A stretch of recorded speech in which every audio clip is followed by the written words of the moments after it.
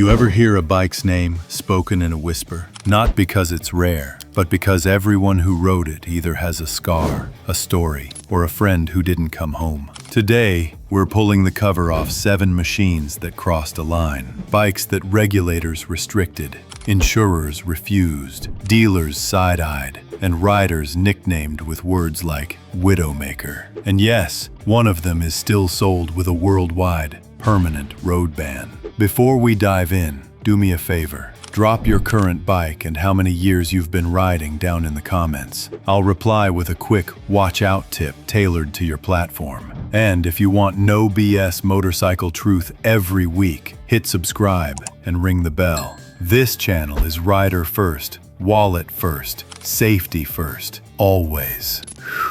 All right, breathe in. Let's go. Number 7. Kawasaki H2 Mach IV, 1972 to 1975. The Widowmaker. In the early 70s, speed was a sales pitch and caution was optional. Kawasaki rolled out the H2 Mach IV, 750 cubic centimeters 2-stroke triple, and promised the fastest production bike on earth. They delivered, and then some. But here's what the brochures didn't print. The power didn't arrive. It detonated. The hit showed up like a freight train, around $6,000. The front went light. The chassis got nervous, and that gentle country curve suddenly needed a runway and a prayer. Braking, marginal for the speeds. Suspension, overwhelmed. Frame, more flex than confidence. Riders called it speed with a death wish.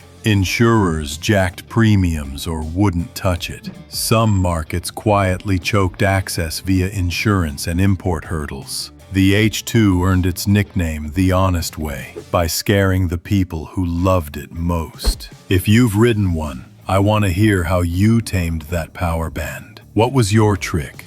Gearing, tires, a steering damper, or just iron nerves? Comment H2 with your story. And if this first entry already gave you chills, smash the like button so YouTube shows this to the next rider who needs the warning. Number 6. Honda CX500 Turbo, 1982 to 1983. The Turbo Trap. On paper, adding a turbo to a street bike was genius. Smaller engine, big power, space-age bragging rights. In practice, turbo lag on a motorcycle is a trap. The CX500 Turbo would behave until it didn't. You'd tip into a corner, hold a steady throttle, and then lag vanishes, boost arrives, wheel torque spikes mid-lean. That's how small slides turn into big high sides. Now, most turbo bikes of the era carried the same risk profile.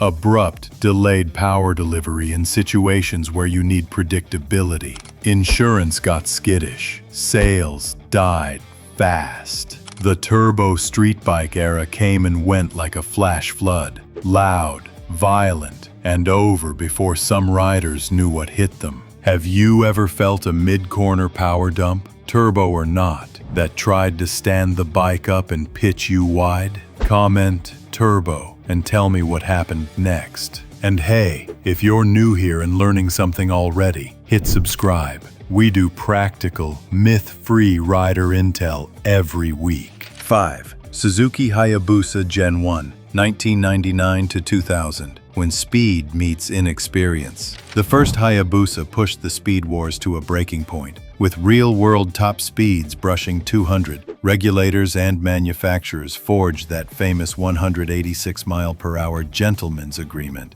But let's park the limiter debate and talk about what actually hurt people, the buyer profile. A surprising number of early Busas went to riders with very little saddle time, sometimes first or second bikes. Mix big power, heavy weight, long wheelbase, and limited experience, and single vehicle wrecks spike. Some markets didn't ban the Busa outright. They did something more effective. Insurers slammed the door on new riders, and licensing rules got stricter. Result? A de facto barrier between newcomers and hyperbikes. Reality check: the Hayabusa isn't evil. It's a scalpel for the right surgeon.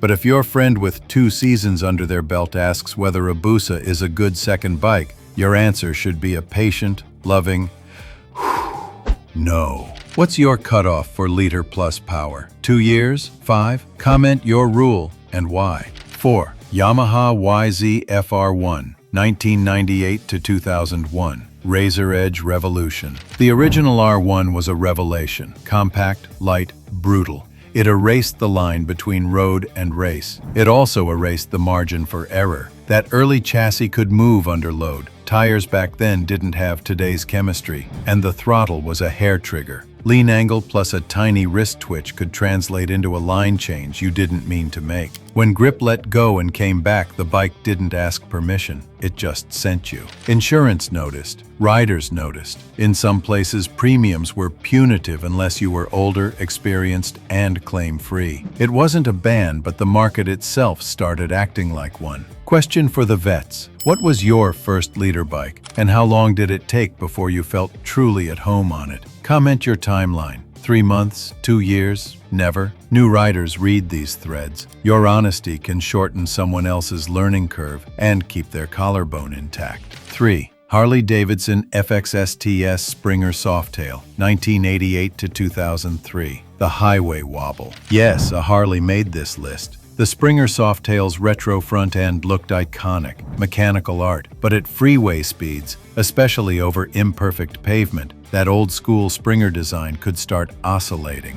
If you've ever felt a wobble grow under you, you know the moment. Handlebars start to shimmy, your instinct is to grip tighter, the oscillation feeds itself, and a straight road turns into an exit you can't find. Most riders never had an issue. Setup, tires, weight distribution, and speed matter. But enough incidents piled up that lawsuits, insurer skepticism, and production decisions eventually ended the chapter. It's a reminder, nostalgia is beautiful. Damping and geometry pay the bills. If you've killed a wobble at speed, tell us how. Steering input, weight shift, Gradual roll-off? Your comment might teach a skill that literally saves a life. Type wobble with your method. Mid-roll request. If these deep cuts and plain-spoken safety notes are helpful, subscribe and hit the bell. That quick tap is what lets me make more of these, and it tells the algorithm riders still care about smart miles. Number 2. Ducati 916. 1994 to 1998. Perfection with a price. The 916 is rolling sculpture, one of the most beautiful motorcycles ever built. But art bites. The 916 was designed around pace, tight cockpit,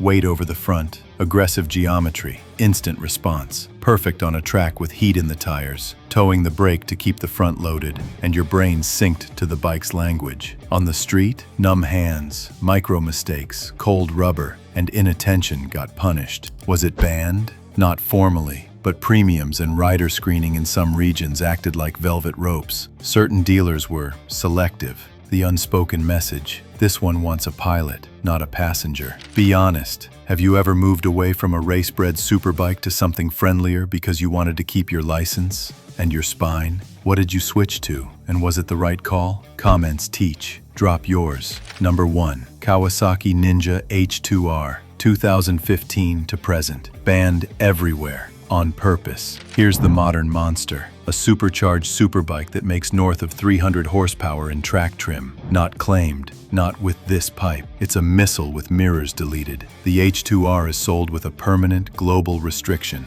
Closed course only. Not emissions. Not paperwork. Physics. At full chat, you're asking tires, aerodynamics, suspension, and human reaction time to do more than they were designed to do on public roads. That's why this bike ships with a worldwide, not for street use, tag. It's the only one on our list that's truly, officially, everywhere. A road ban case. Pros approach it with respect. Amateurs sometimes approach it with ego. You can guess how that ends. If someone handed you H2R keys and a private runway, would you twist? Be honest. Comment H2R yes or H2R no and tell me why. No judgment, only truth. Why these 7? Look past the badges and you'll see the pattern. Power the chassis can't fully control. Big hits, abrupt delivery, flex under load. Design choices that outpace safety margins. Retro fork behavior at highway speeds. Turbo lag spikes. Early gen tire tech. A mismatch between machine and rider. hyperbikes in beginner hands,